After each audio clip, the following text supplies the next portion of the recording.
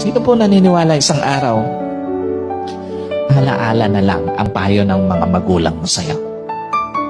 At sino po naniniwala, isang araw, yung nanay na kasama mo ngayon, maaaring katabi mo ngayon, yung tatay na kasama mo ngayon, isang araw, aalalahanin mo na lang din.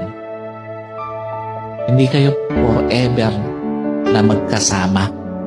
Kaya nga, lahat ng magulang hanggat kasama pa yung anak, gagawin ng lahat. Ipapayo lahat ng mabuti, paaalalahanan ng anak kasi alam niya, isang araw, iiwan niya yung kanyang mga anak.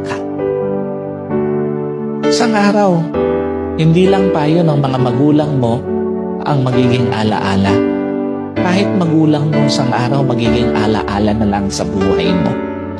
Kaya nga napakapalad mo kung may magulang ka pa ngayon na kasama, may magulang ka pa ngayon na nagpapayo sa'yo, may magulang ka pa na nagpapaalala sa'yo. Kasi one day, wala na yan sa tabi mo.